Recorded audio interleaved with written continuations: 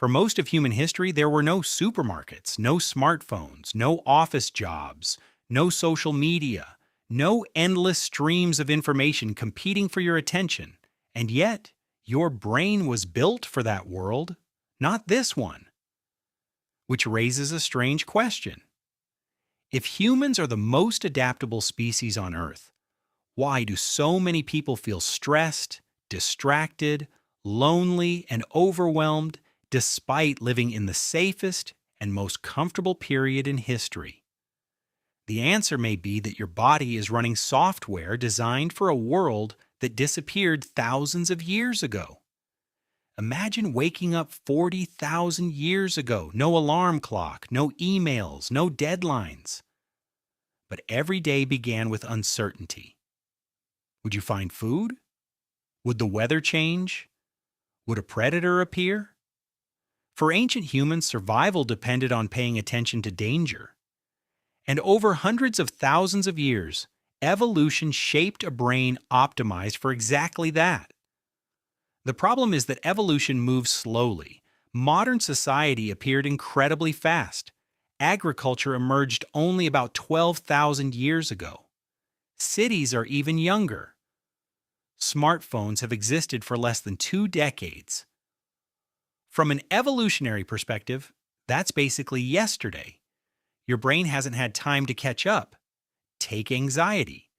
Most people see it as a flaw, but anxiety evolved because it helped our ancestors survive. Imagine two prehistoric humans hearing a noise in the bushes. One becomes alert, the other ignores it. If a predator is hiding there, only one survives. Over time, evolution favored brains that paid attention to possible threats.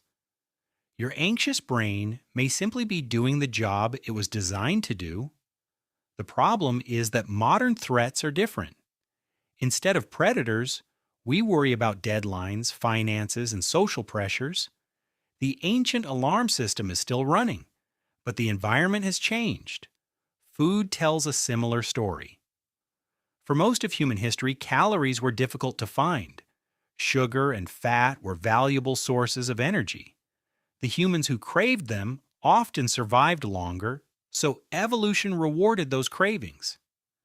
Today, however, food is everywhere. Your brain still reacts to sugar as if starvation might be around the corner. The system evolved for scarcity. It now exists inside abundance. Think about that for a second.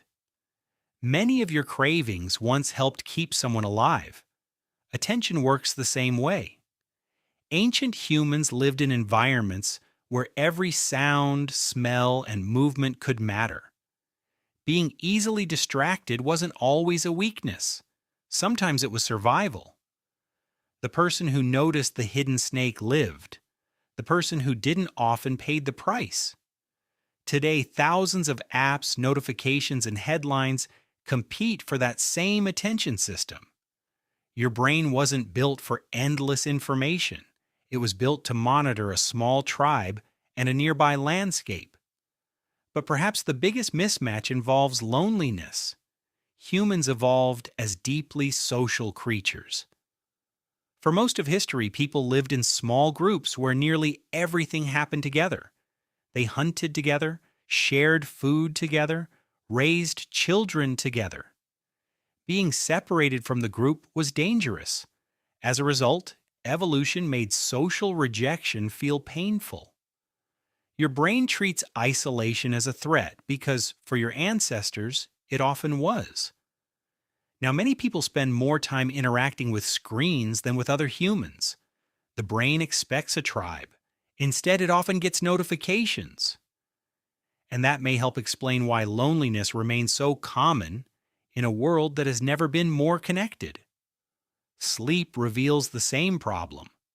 For most of history, humans followed the rhythm of the sun. Darkness meant rest. Light meant activity. Today, bright screens illuminate our nights. The brain receives mixed signals. Part of it thinks it's daytime. Another part knows it's midnight. The result is often poor sleep, lower energy, and increased stress. Now imagine a prehistoric human suddenly arriving in the modern world. They would be amazed by technology, but they might also find modern life strange. Why are people sitting all day?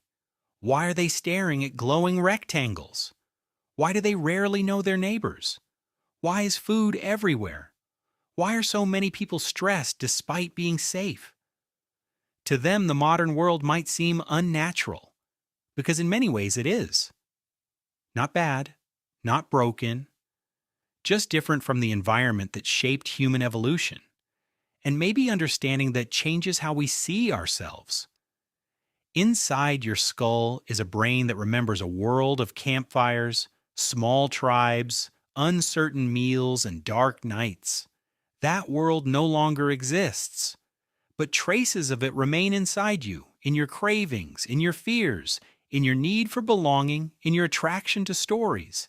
And perhaps that's the strangest part of all. Civilization changed almost everything around us, but it changed far less inside us. The modern world is new. The human mind is ancient.